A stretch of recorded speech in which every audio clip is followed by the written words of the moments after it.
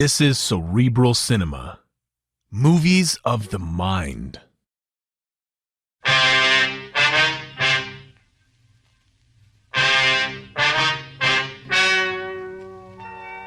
Ladies and gentlemen, the story you are about to hear is true.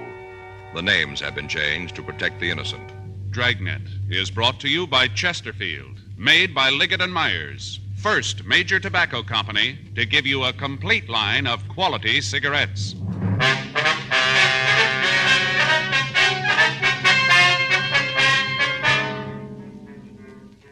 You're a detective sergeant. You're assigned to robbery detail. A gang has hijacked and robbed a bank truck. They've stolen over $100,000. There's no lead to their identity. Your job? Get them. During this holiday season, young America, all of us, will be concentrating on our favorite winter sports: ice skating, bowling, basketball, skiing. One thing you'll notice: whatever young America does, wherever it goes, Chesterfield goes along. Yes, Chesterfield is the choice of young America. Chesterfield is the choice of more thousands of smokers everywhere.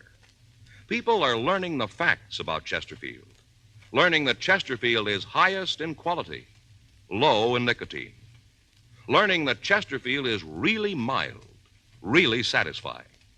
So how about it, friends? Change to Chesterfield yourself. Smoke America's most popular two-way cigarette. Regular and king-size Chesterfield. Best for you.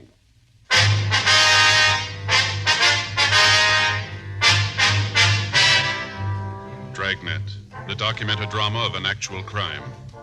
For the next 30 minutes, in cooperation with the Los Angeles Police Department, you will travel step by step on the side of the law through an actual case transcribed from official police files. From beginning to end, from crime to punishment, Dragnet is the story of your police force in action.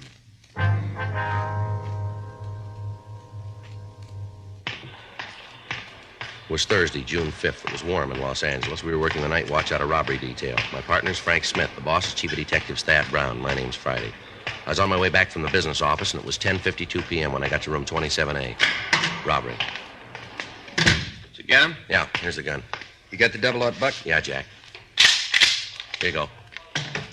Any word yet? No, we ought to be hearing pretty quick. Nothing from Herman and Benson, huh? Last we got from them, they were over on Hobart. No action there? Nothing. I get it. Robbery Friday. Yes, ma'am. That's right. Well, when was this? No. No, that's a burglary. If you'll hold on just a minute, I'll have you switch them. Yes, ma'am. Hold on just 1 minute. Would you give this call to 2524, please? That's right, burglary. Thank you. Woman who wants somebody to come out and talk to her about her husband's work pants being taken from the clothesline. You should have gone out. Yeah. You got a cigarette? I'm fresh out. Here you are. Got a man? Yeah, thanks. Well, you might as well sit down, take it easy. We got no idea how long we're going to be here. Guess so. You know, I'm still not real sure about how this tip came in. You want to fill me in? Call came through this afternoon. Man refused to give his name, just said he had some information he thought we'd like to have. No idea who it was, huh? No. Said it wasn't important. Went on to say that he could tell us where to pick up the men who held up the bank truck. Well, I figured it might be a crank, so I asked him how we could be sure the story was true. how'd he answer that? Said he could prove it. Said he had some of the serial numbers on the stolen bills. You check out? Yep. Gave me the numbers from 10 of the 20s. I checked the serial numbers. They're good. And that's when he said he'd call back, huh? Yeah, said he'd call tonight around 10 and give us the address where we could pick up the men. It's late now, about an hour, huh? Yeah. But he knows what he's talking about. We got to be here when the phone rings. No way of getting an ID on him, huh? None. What'd he say about the men? They heavy? From the way he tells it, they're loaded. Got all the guns and ammunition they need to hold out for a week. He knows that. Why couldn't he give us the address this afternoon? He said he wanted to put a lot of distance between him and the rest of them. Say how many there were? Not right out. The way he talked, though, we figure there are 3. Any names? No, said he'd tell us where to pick him up. Said when we blew the whistle, they'd tell us. Might be a little tight taking him then, huh? If the way they handle the guards on the truck is any indication, it isn't going to be a picnic. How many men we got? Herman and Benson, we can call them in. Murph and Rafferty, Stewart and Creasy. Where are they now? Well, I saw Murph and Raft down at the business office just a minute ago. Said they'd be right in. I get it. Robbery Friday. Yes, it is. Where? Yeah, put him through. Call from San Francisco. Operator says station to station. Might be our boy. Huh, you'd have to fly up north to get here this fast. Airlines don't ask for recommendations when they sell a ticket. Wait just a minute. This Friday. Who's this? Okay, if that's the way you want it. Yeah. Give me that address. All right, let me read that back to you. 1657 Garfield Place, apartment 408. Is that right? Okay. Why don't you tell us your name? It won't do any... Hello. Hello. Oh, he hung up. I'll have the business office get on it, see if they can come up with a number. You got the address? Yeah, I got that. Here. The way he put it, job might be tougher than we figured. What do you mean? Well, I asked him his name. I told him it wouldn't make any difference if he told us. Yeah? He said make a lot of difference. Said they'd kill him if they found out that he finked on them. That figures. Yeah. Said that when he reads in the papers that they're dead, then he'll come in. When they're dead. Yeah. Says we won't take him alive. 10 days previously, on Thursday, May 26th, 3 men had stopped an armored truck on its way to the Federal Reserve Bank. The truck had stopped for collection on Wilshire Boulevard. The 3 hold-up men had approached the truck and produced sawed-off 12-gauge shotguns. At gunpoint, 2 of the men forced the drivers to go out to the San Fernando Valley. The third followed in another car. On a side road south of Ventura Boulevard, the suspects had tied and then beaten the driver and the guard. The 2 men were placed in the back of the truck, and after stealing all of the cash in the vehicle, the thieves had driven off. As soon as the theft was discovered, men from the Federal Bureau of Investigation were notified. Together with them, Frank and I followed down every lead.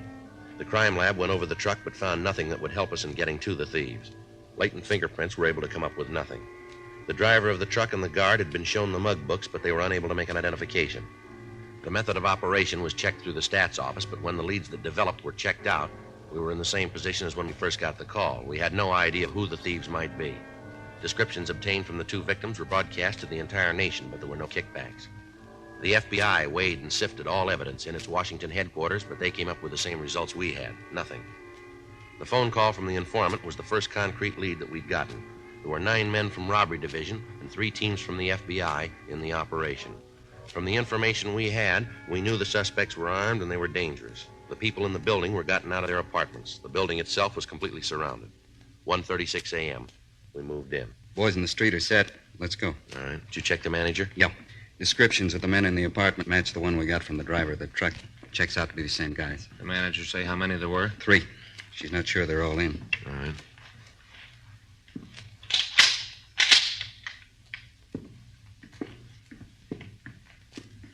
Sounds like somebody's moving around in there.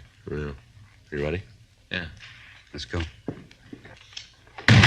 Police officer, stand still. What are you doing in here? You here alone? Yeah, alone. What are you looking for, convention? Where are the other 2? What 2?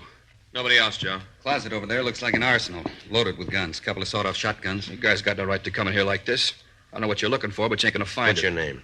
Hank Peterson. You rent this apartment with 2 other guys. Manager tells us that they're Harvey Fitzgerald and Lou Colton. Is that right?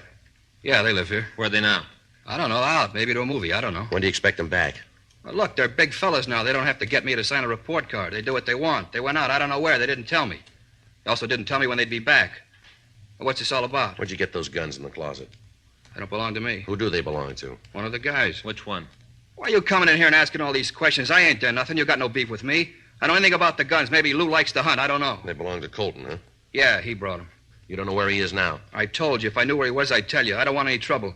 I don't like to have people pointing guns at me. Would you put that one away? Turn around. What? I said turn around. Get over to the wall. Put your hands up on it.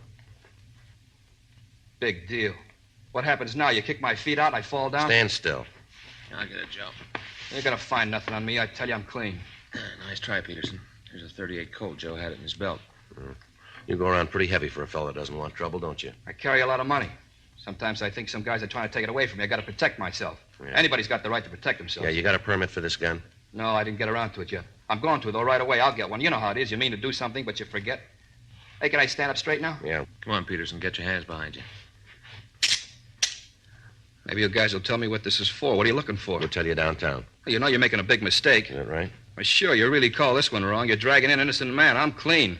I made a mistake when I didn't register the gun. I'll cop to that, but that's the edge. I don't go past there. No, you got it wrong, Peterson. Read me how. We got you going in for the bank truck robbery. You and your 2 friends, you're going to stand for it. Keep talking about my 2 friends. I got no friends. I move in with a couple of fellas. Now, all of a sudden, I got a piece of some action they're shoving. You got it wrong, cop. You aren't going to tell us you happened to be here at the wrong time, are you? Look, I'm from Chicago. I got a lead on a job out here. It gets cold in Chicago in the wintertime. I don't like the cold. Get a lead on a job out here in California, so I put an ad in the paper telling how I'd like to drive out with the guy, share expenses. Fellow that answers the ad wants to leave when I got to go is Luke Colton. I took a third of the tab driving out. We got into town, he's got this apartment lined up, this one right here. I got no place to stay, so he says for me to pad down with him, that's it. The beginning, the middle, the end. Anything outside of that, I don't know. If you got trouble with Lou, then take it up with him, but don't make me fit in. I got no part of the action, I don't want any. What about the gun? Hmm? The gun you had on you. I tried to explain that. I meant to get a permit for it. I didn't get around to it yet. What about the ones in the closet? Well, talk to Lou. They belong to him. Maybe he's going to open a museum. All right. Let's get out of here. Come on, let's go. Look what you did to the door, breaking it up like that. No reason. All you had to do was knock. Landlady's going to be pretty sore about it. I'd have let you in if you'd have knocked. Breaking up a door like that, she's going to be real sore. Probably won't talk to me. Well, it's going to be a while before she's got the chance.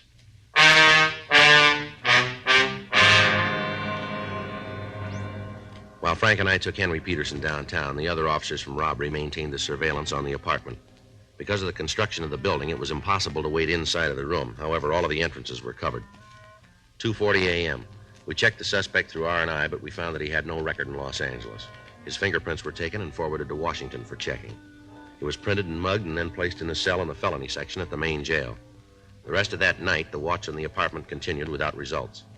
The following morning, Frank and I met with Lieutenant Smyers at a special show-up of the suspect for the driver and the guard of the armored car.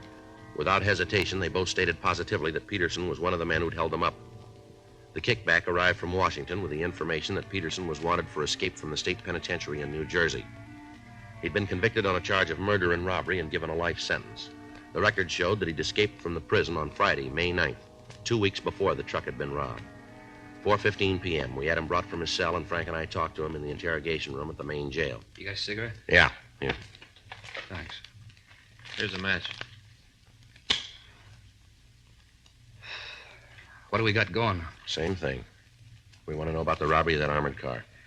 You figure there's something I could tell you on it, huh? We wouldn't be here otherwise. I'll make you a deal. We don't make them. No, hear me out. You might go for this. We can't promise you anything. You're asking me to come over to your side. Seems like you'd be willing to come a little closer to the line. What do you got to say? How bad you got me nailed? As deep as it can go. For real? That's right. Well, lay it out. All of it? Yeah. We got the kickback from Washington. We know you're wanted for escape. We checked the guns from the apartment. Found out they were taken in a burglary in Chicago, Tuesday, May 13th. Go ahead. We checked with the Chicago papers. The ad you told us about asking for a ride out here, it was never run. You guys are sure thorough. The victims of the robbery identified your picture. They sure? They're sure. No chance for a mistake. No chance. If I cop out, where am I going to do the time? We don't decide that. You think they'll send me back to Jersey? I told you we got no say in that. It's so cold back there. It's nice here in California. I like to stay here. Nothing you guys can do so I can take the fall in Quentin, huh? Nothing. Anyway you hear it, I'm nailed, huh? That's right. Okay. Maybe if it's marked down that I copped out, they'll let me stay in California. It'll be put down that way. Okay. Where do you want me to start? Try the beginning. Good at places, any? You were with the holdup, huh? Yeah. How about the other two? You picked them up yet? No. They haven't come back to the apartment. Might be good if they didn't. Where do you come up with that? Heavy, real heavy. What are their names? Luke Colton and Harvey Fitzgerald. Those are the names in the mailbox. Are they real? As far as I know. You aren't sure, huh? No. Part of what I told you is true. I broke out of a jail in Jersey, then beat it to Chicago. Laid around for a couple of days, then started to look for some action. I was broke. I needed a score to set me up. Sitting in a bar down on State Street one night, and I met Lou and Harvey. They tipped me to the job out here. You mean they came all the way out here to pull the one job? Yeah. They got a rumble about how it'd be a cinch. Came out to run it off. Then they figured on going back, leaving you cops with nothing. When were they figuring on leaving? I don't know. This was their part of the deal. I told them going in I wanted to stay out here. Didn't make any difference to them. We all figured that if we cut up a $100,000 score, none of us was going to look bad. For all I know, they might be on the way back now. Their clothes were still in the apartment. You know how many suits you can buy with a third of $100,000? Go ahead. Yeah, well, after the job, we made the split. Talked it over and decided to dig in for a few days and then take off. At least they decided to leave. Didn't say when.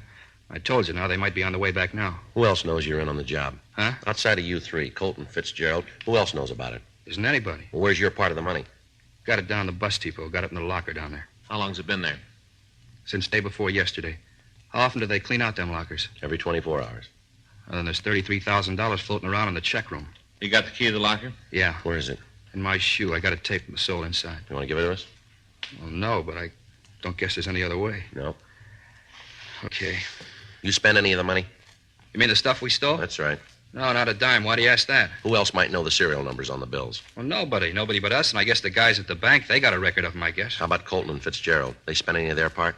I don't know. You got to ask them that. The car you drove out after the armored truck, who'd that belong to?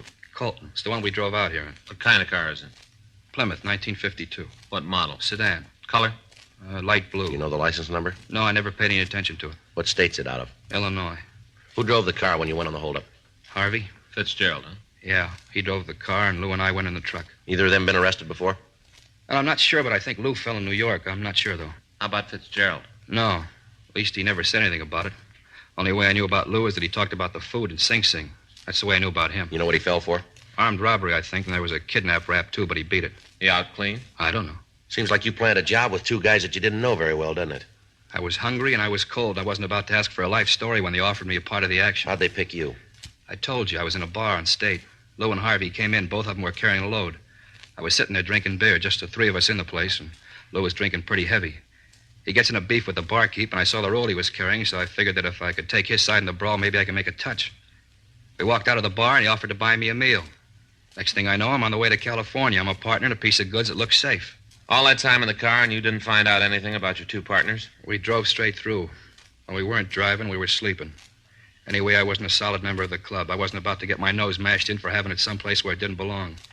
I figured if they wanted me to know something, they'd tell me. Did you go with them for the guns? No, they already got those when I fell in. You knew they were stolen. Guys turn up with that kind of muscle and can't come from anywhere else. Sure, I knew it was stolen. Colton and Fitzgerald have any friends out here? No, not in L.A. Anywhere on the coast?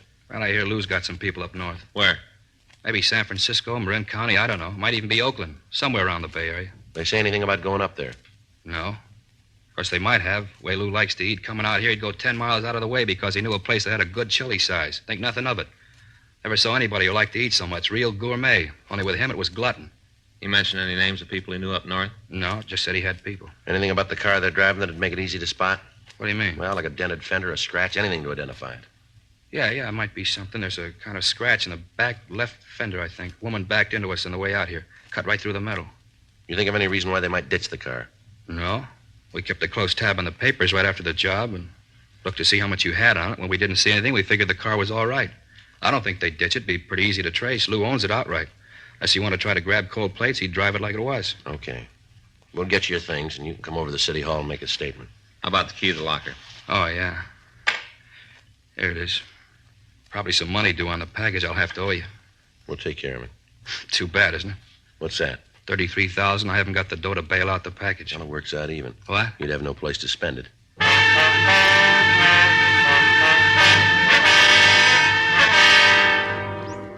An immediate APB was gotten off carrying the names and descriptions of the two suspects. Also a description of the car. A radiogram was sent to DMV at Illinois, requesting the license and description of any car registered to a Lewis Colton. While Eleanor Eastlack took Peterson's statement, Frank got in touch with the telephone company. They'd finished checking the phone call we'd gotten from San Francisco, but the information they gave led us no farther toward apprehending the suspects. The call had been made from a pay booth in the ferry terminal building. We got in touch with the FBI and filled them in on the developments. As a result of Peterson's statement, the number of men maintaining the surveillance at the apartment on Garfield Place was cut to one team working days and one team working the night watch.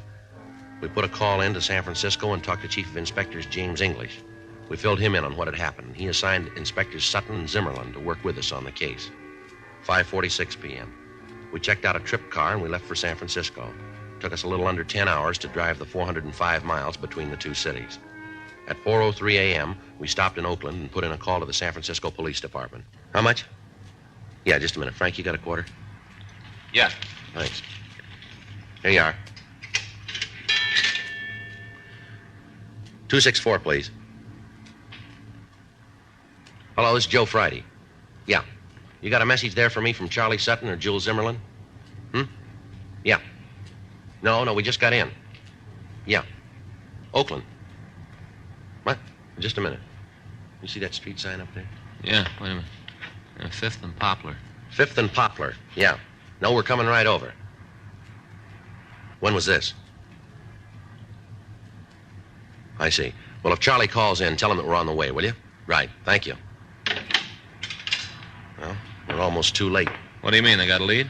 Sutton and Zimmerlin called in 30 minutes ago. Yeah? They got the car waiting for the suspects now.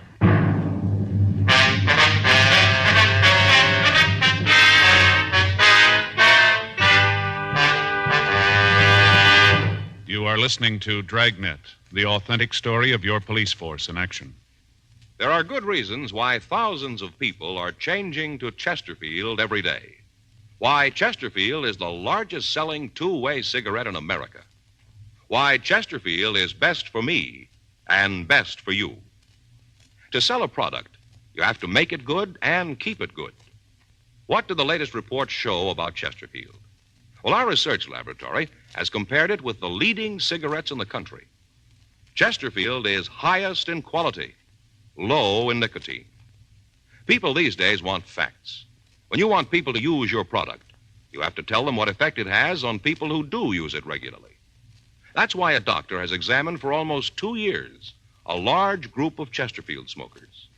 45% of them have, on the average, been smoking Chesterfields for well over 10 years. What is the effect on these people from smoking Chesterfield? No adverse effects to the nose, throat, and sinuses, says the doctor, from smoking Chesterfield. Consider Chesterfield's record with those smokers, with millions of other smokers throughout America. Another good reason for you to change to Chesterfield. Regular or king size, Chesterfield is best for me and best for you.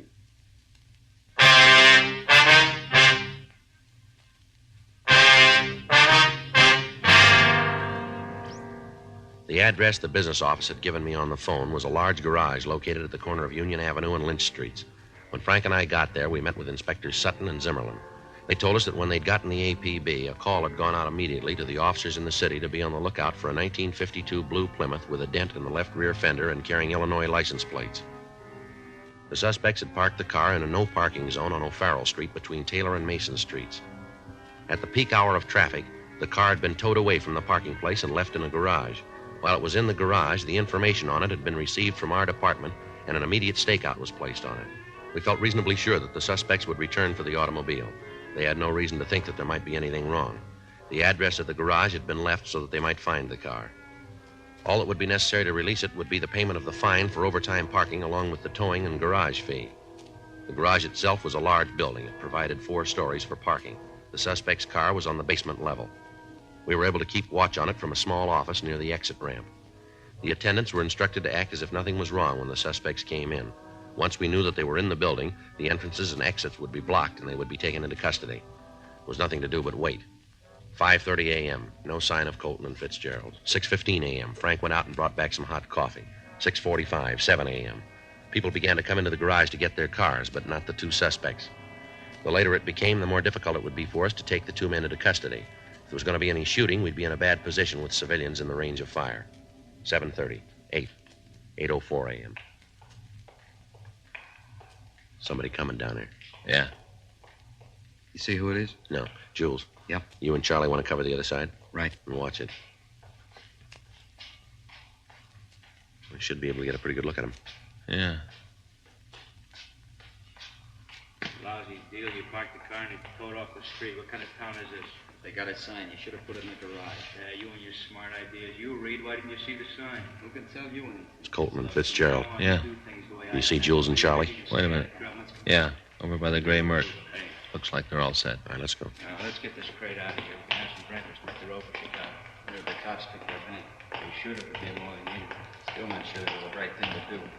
Look, you don't have to think. If I wanted somebody for that, you'd still be back east. You know one of these days you're going to open that mouth just a little too wide. Yeah, what do you guys want? Police officers, you're under arrest. Run, Herb! Hit him off, Jules! The ramp, Joe. I'll get him.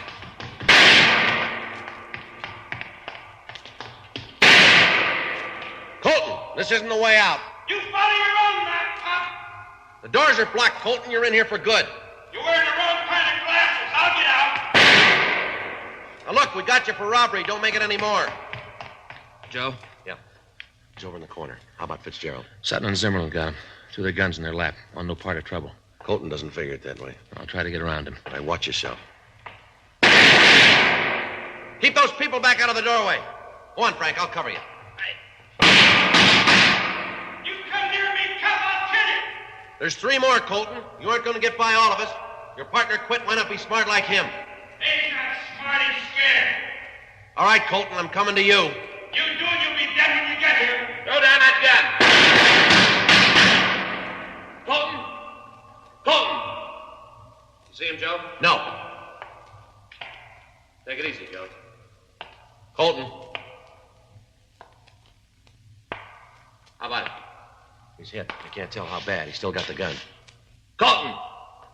You can hear me? Throw that gun out here. Nothing. Come on. Better call an ambulance. Right. Never should have taken us. Better take it easy, Colton. You're hit where it shows. Never should have taken us. Two of you, two of us. You got it wrong, mister. Huh? You were outnumbered going in.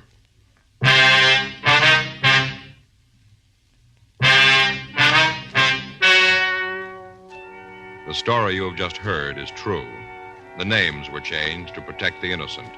On September 18th, trial was held in Department 92, Superior Court of the State of California, in and for the County of Los Angeles. In a moment, the results of that trial.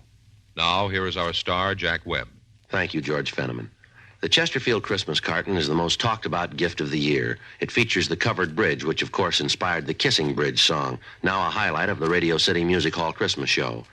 The carton itself is featured in most of the 1,300,000 retail tobacco stores coast to coast. This Christmas, do what I'm going to do. Give America's most popular two-way cigarette, regular and king-size Chesterfield. Best to give, best to get for Christmas.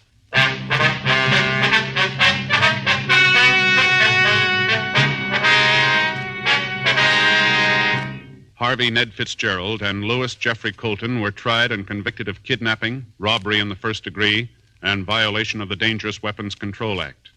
They were found guilty and sentenced as prescribed by law. Kidnapping is punishable by imprisonment for a period of from 1 to 25 years in the state penitentiary. Robbery in the first degree by imprisonment for a term of not less than 5 years. Violation of the Dangerous Weapons Control Act by imprisonment in the state prison for a period of not less than 5 years. Henry Vincent Peterson was remanded to the authorities of New Jersey for completion of his sentence. A hold was placed on him by the state of California in the event he is paroled. Be sure to read the current issue of Photography Workshop for an interesting and informative look behind the scenes with Dragnet. That's Photography Workshop, the current issue.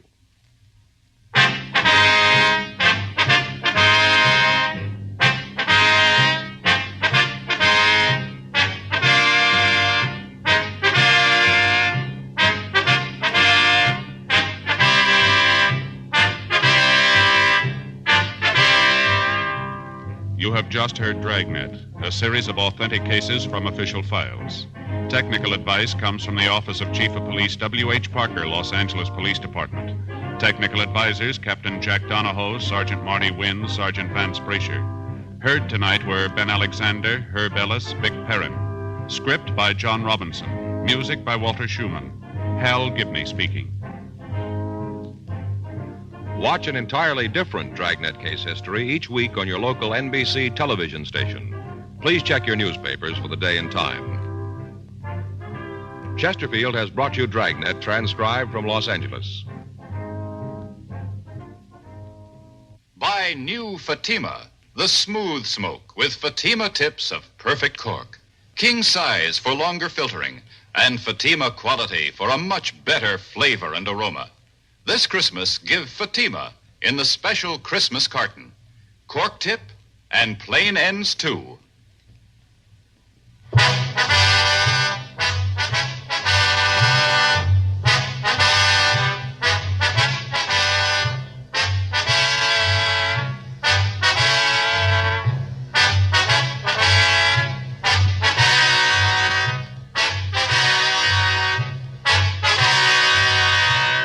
Hear Merrill Muller and the news next on the NBC Radio Network. Cerebral Cinema hopes you have enjoyed this movie of the mind.